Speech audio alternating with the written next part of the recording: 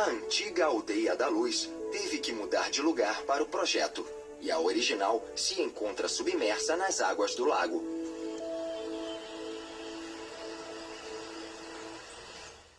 A cidade e a antiga fortaleza de Jurumenha estão localizadas nas margens do rio Guadiana. Dizem que as muralhas foram construídas pelos romanos. Em 1167, Geraldo Sem Pavor, novamente frustrando os mouros, retomou o forte, e sua localização na fronteira de Portugal com a Espanha garantiu que seria um ponto de defesa vital. A última batalha de Jurumenha foi travada em 1801, quando o governador se entregou aos espanhóis sem resistir. O forte foi devolvido em 1808. Listada como Patrimônio Mundial da Humanidade, a cidade-fortaleza de Elvas tem o melhor exemplo remanescente de fortificações holandesas e o maior sistema de fosso seco do mundo. Como fica na fronteira com a Espanha e na rota entre Madrid e Lisboa, era muito vulnerável a ataques. As fortificações começaram em 1640 e foram projetadas por jesuítas holandeses que aplicaram teoria geométrica para a topografia irregular do local. A construção foi feita em 3 fases diferentes, e cada uma refletia a evolução do sistema holandês. Um aqueduto engenhoso foi criado para levar água à cidade. Hoje em dia, é considerado um exemplo impressionante da engenharia medieval portuguesa. A construção começou em 1537 e só 80 anos depois, a água finalmente correu em seus canais.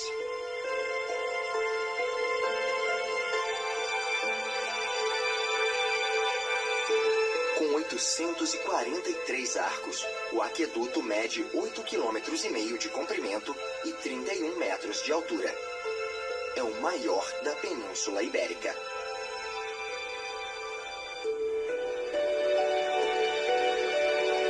Sua importância estratégica foi permitir que a cidade conseguisse aguentar longos sítios durante guerras. Nos arredores de Elvas fica o Forte de Santa Luzia, construído para proteger a porção sul da cidade em seu ponto mais vulnerável. Com seu formato de estrela, era muito difícil de ser atacado. Esta estrutura foi o que restou de um vasto conjunto de edifícios de defesa. No Forte de Santa Luzia encontra-se atualmente o Museu Militar de Elvas. Pouco mais de 1 quilômetro ao norte fica a última parada desta viagem, o Forte de Nossa Senhora da Graça, no topo desta imponente colina. É considerado uma obra-prima da arquitetura militar do século XVIII e foi essencial para a vitória decisiva durante a Guerra Peninsular. Um dos castigos para prisioneiros militares era carregar água subindo uma colina íngreme de 1 quilômetro. Durante séculos, os fortes de Nossa Senhora da Graça e de Santa Luzia e a cidade fortificada de Elvas formavam uma linha de defesa impressionante. Esta impressionante estrutura serve como um símbolo da determinação feroz de Portugal de ser uma nação independente e autônoma. Um ótimo lugar para encerrar esta jornada.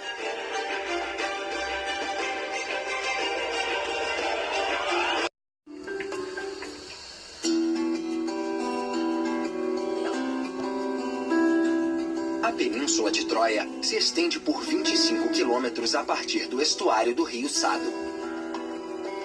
A região não é apenas um paraíso para a fauna e a flora marinhas, mas também contém os vestígios mais bem preservados do Império Romano em Portugal.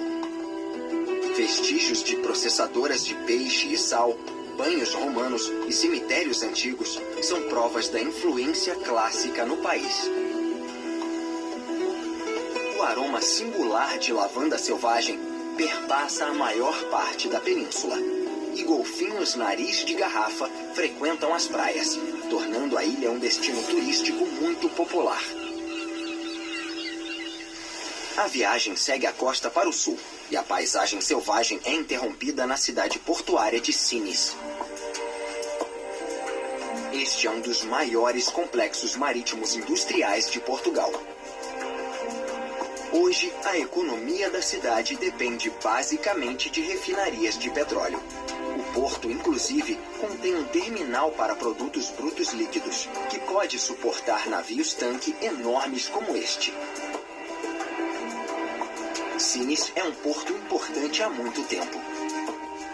Na antiguidade, os romanos estabeleceram uma enorme salga de peixes na cidade. Em épocas mais recentes, a localização estratégica e a pesca abundante fizeram Sines enriquecer rapidamente. O grande explorador Vasco da Gama nasceu na cidade em 1460, durante a Grande Era das Descobertas. Foi ele que comandou os navios que contornaram a ponta da África pela primeira vez e viajaram até a Índia. Ao sul da cidade fica a Central de Sines. Estabelecida na confluência de rotas de transporte de petróleo e minério, esta termoelétrica foi criada no fim dos anos 80 para tentar diversificar a produção energética portuguesa, depois que uma grave crise petroleira abalou o mercado europeu. O Parque Natural da Costa Vicentina cobre grande parte do litoral sudoeste de Portugal. Nele, existem praias límpidas e pitorescas, e vilarejos incríveis como o balneário de Porto Covo. Ele também tem uma das poucas áreas para nudistas do país.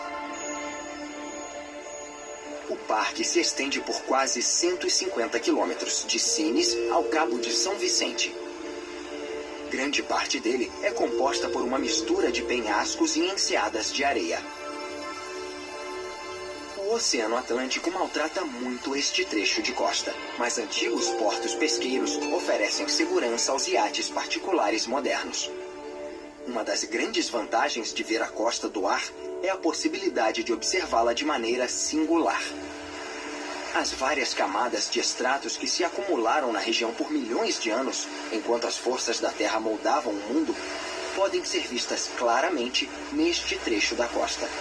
Durante as tempestades, ondas fortes e pedras batem na base do penhasco, retirando a seção inferior da rocha e fazendo a superior cair. Este processo de erosão vem acontecendo há milhões de anos. Nos meses de verão, este pode ser um lugar idílico. Mas em outras estações, tempestades chicoteiam os penhascos e podem tornar a vida complicada para os poucos habitantes da região.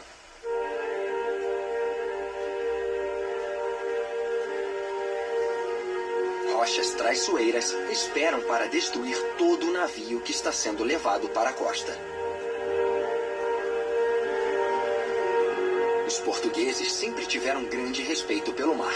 Talvez por isso tenham fornecido tantos exploradores ao mundo com o passar dos anos. Foi desta costa que Vasco da Gama partiu para descobrir a rota para o Cabo da Boa Esperança. E que em 1500 Pedro Álvares Cabral saiu para cruzar o Atlântico e descobrir o Brasil, definindo Portugal como uma das grandes potências europeias do século XVI. Ao seguir para o Atlântico, a viagem chega ao Cabo de São Vicente, chamado pelos portugueses de fim da linha.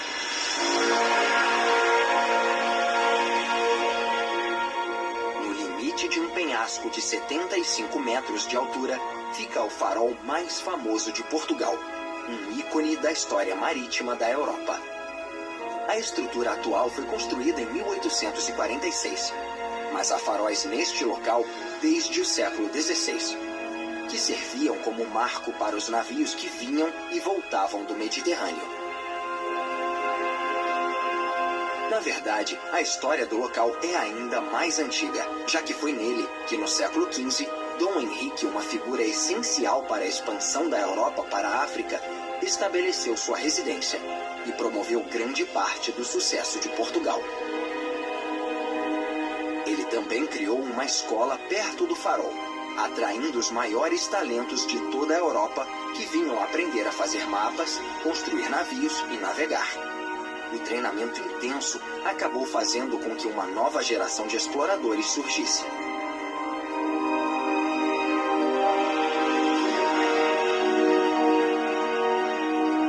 Hoje, o farol ainda assiste à passagem de embarcações por uma das rotas mais movimentadas do mundo. Suas duas lâmpadas de 1000 watts podem ser vistas a 60 quilômetros de distância. No passado, a importância estratégica do cabo fez com que ele estivesse constantemente sob ameaça.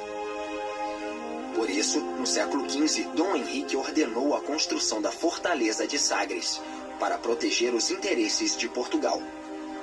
Ela também protegia os navios, enquanto eles esperavam que o tempo melhorasse para contornar o Cabo de São Vicente. No entanto, a fortaleza não reduziu os ataques. Em 1587, o famoso capitão inglês Sir Francis Drake saqueou a fortaleza e as construções que a cercavam. Nos séculos seguintes, o cabo testemunhou enormes batalhas navais entre os grandes países europeus. Mas, ironicamente, foi um terremoto devastador do século XVIII que reduziu a fortaleza a escombros. Ela foi restaurada em meados do século XX para lembrar o passado militar de Portugal.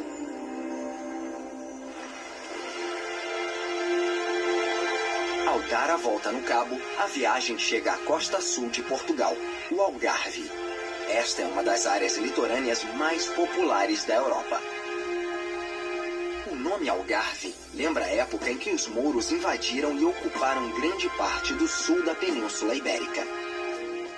Já que em árabe, a palavra significa oeste. Hoje, os invasores são mais pacíficos, e casas de todos os tamanhos e formatos ocupam pontos importantes da costa. Algumas das casas são muito futurísticas, e a maioria foi construída para os muito abastados.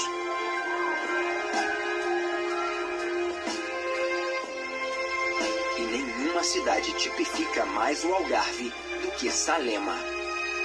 Metade de sua população é composta por pescadores esforçados e a outra metade por turistas impressionados que vêm relaxar ao sol. A economia dupla serviu bem à região, até que a crise financeira global do início dos anos 2000 deixou o destino de Salema mais difícil.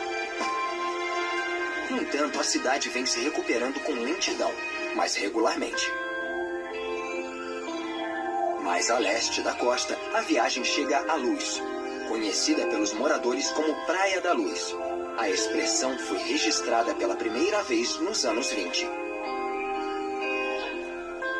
Desde então, este antigo vilarejo pesqueiro vem se transformando num grande balneário.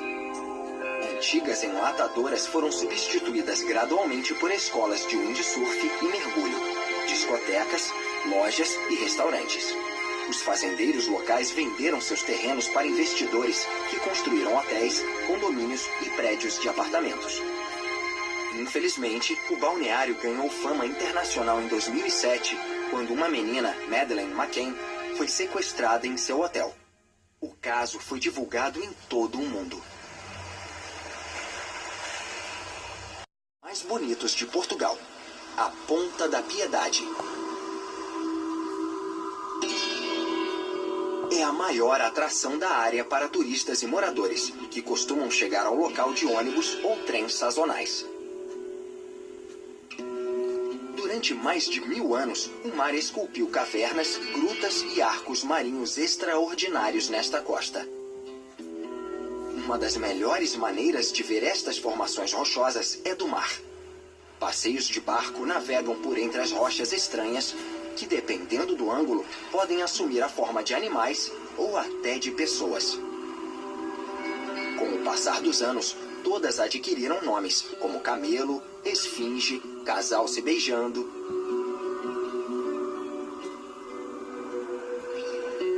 500 anos atrás, estas formas estranhas inspiraram a criação de histórias de figuras míticas, como Adamastor, o gigante que amaldiçoa os marinheiros da região.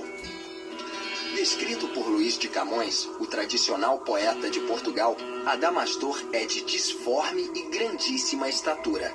o rosto carregado, a barba esquálida, os olhos encovados, a postura medonha e má, e a cor terrena e pálida.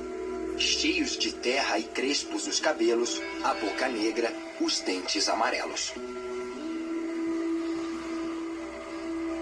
A figura mítica foi criada para representar os perigos que os portugueses enfrentavam quando saíam em busca de novas terras.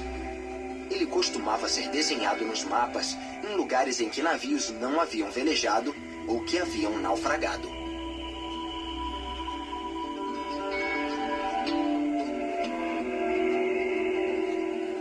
Hoje as rochas podem ser exploradas por uma geração mais jovem de aventureiros a partir de um barco turístico. Para os mais audaciosos, os caiaques são uma ótima opção. Mas existe um morador destas rochas que é menos assustador: um pombo selvagem raro. Ele é o ancestral de muitas das espécies encontradas em toda a Europa. Do outro lado da baía fica Lagos. Situada na ponta do rio Ben Safrim, ela é uma das cidades mais visitadas do Algarve, se não de Portugal. Era nela que, no século XV, o infante Dom Henrique passava a maior parte do tempo, coordenando expedições pela costa africana. Ao chegar à África, os exploradores deram início a um infame comércio de escravos. E Lagos se tornou o primeiro mercado da Europa e um centro para o negócio desumano. Neste castelo, Dom Henrique, que patrocinava as expedições, recebia 1/5 do valor das transações, o que fazia com que o infante tivesse uma fortuna considerável.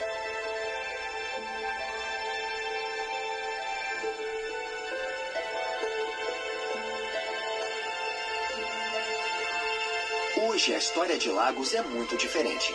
Um famoso site de viagens chegou até a afirmar que a cidade é o melhor novo destino turístico do mundo.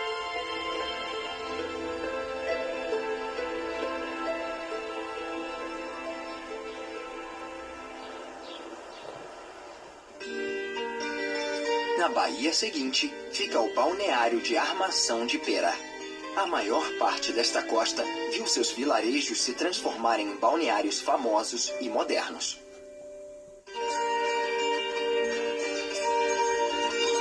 O velho charme vem sendo enterrado pelo concreto, à medida que mais e mais hotéis e apartamentos são construídos.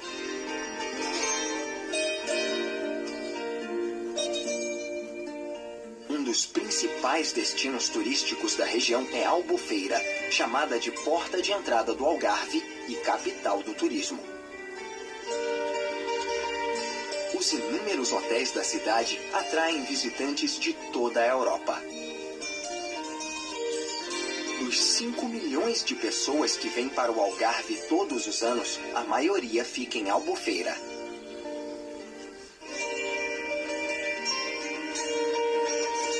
O Algarve tem cerca de 3.000 horas de sol por ano.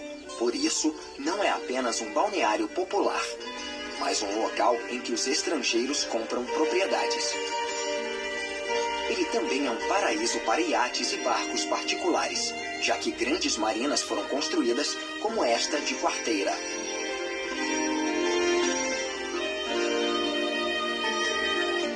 A região se tornou popular como um local de moradia, com praias excelentes, quadras de esporte maravilhosas e bons restaurantes e boates.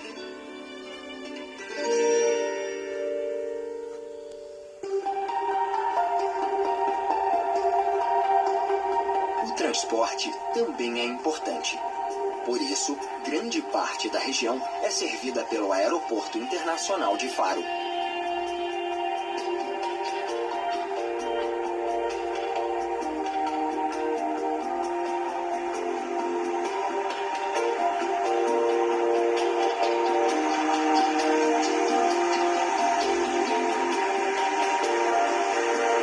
Cerca de 6 milhões de passageiros passam pelo aeroporto todos os anos.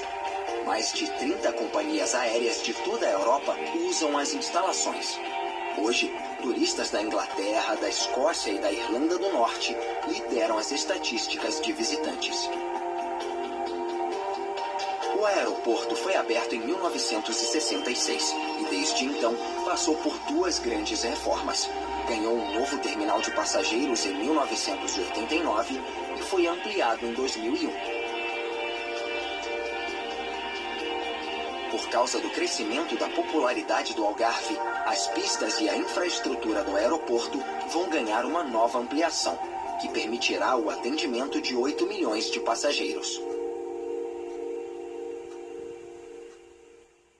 Escolhido recentemente como uma das 7 maravilhas naturais de Portugal, o Parque Natural de Ria Formosa é formado por uma lagoa costeira singular, já que está constantemente sendo alterada pelo movimento dos ventos, das correntes marítimas e das marés.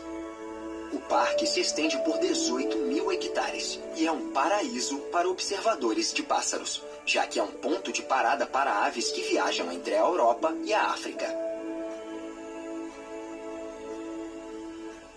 Durante os meses de verão, uma ferrovia oferece uma viagem de 8 minutos pela Praia do Barril, um local com vista para a ilha de Tavira.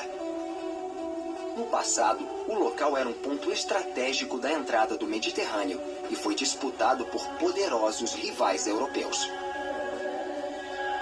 No fim, a natureza se tornou vencedora. Um terremoto catastrófico atingiu Lisboa em 1755. Praticamente destruiu a ilha de Tavira com um enorme tsunami, que arrasou todo o terreno, destruindo fortalezas e vilarejos no caminho.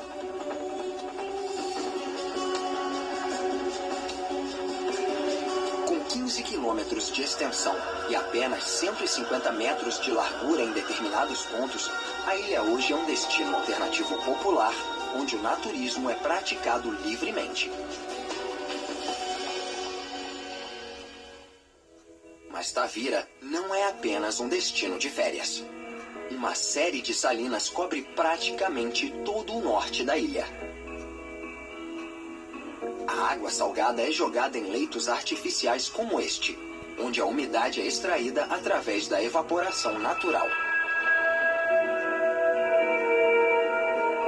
A indústria da região é elogiada por conservacionistas, já que cria um ambiente benéfico para aves ameaçadas e outros animais marinhos.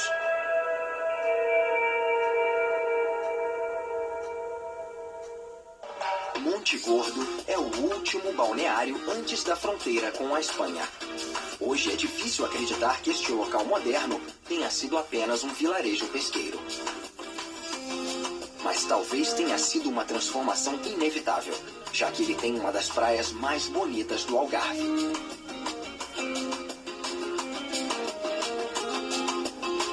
A fronteira espanhola fica muito próxima de Monte Gordo. A maior parte da ponte fica em Portugal, mas a Torre Leste foi construída numa ilha artificial no território espanhol.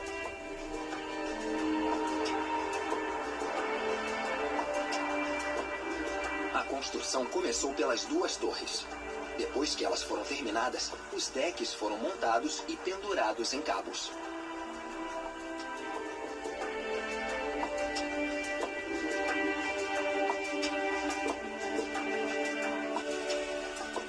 O deck, que tem 4 faixas para carros, é feito de concreto protendido e fica 20 metros acima do rio, o que permite que grandes embarcações passem por baixo dele. Uma ótima maneira de ver a ponte é pegar um dos barcos que levam turistas para passear pelo rio Guadiana. O passeio sai de Vila Real de Santo Antônio, uma cidade próxima à Foz do Rio, no sudeste de Portugal. O Guadiana tem 829 quilômetros e é o 4º maior rio da Península Ibérica. 578 quilômetros do rio estão na Espanha, 140 em Portugal e 100 formam parte da fronteira entre os dois países. Ele é navegável por cerca de 120 quilômetros até a barragem de Alqueva. A viagem segue o rio e chega a seu último destino, a antiga cidade fronteiriça de Mértola. Situada numa colina com vista para o rio Guadiana, a cidade já foi, milhares de anos atrás, um posto avançado importante para fenícios e cartagineses. Mértola prosperou como porto comercial, pois o rio era muito usado para o transporte de produtos. O imperador romano Augusto elevou o status de Mértola a municipium e construiu as muralhas da cidade. Séculos depois, elas foram fortificadas pelos mouros.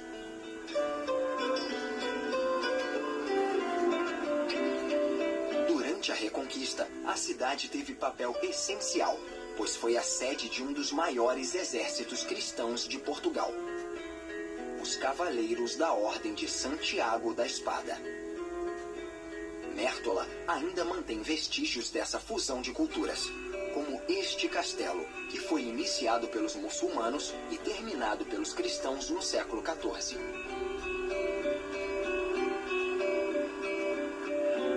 Depois da descoberta de cobre na região, a cidade prosperou muito.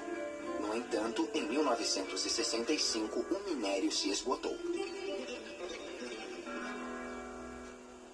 Após um período de estagnação econômica, uma série de pesquisas arqueológicas descobriu tesouros históricos em Mértola. Essas descobertas transformaram a cidade em um local importante para o turismo. É um local incrível para encerrar esta jornada.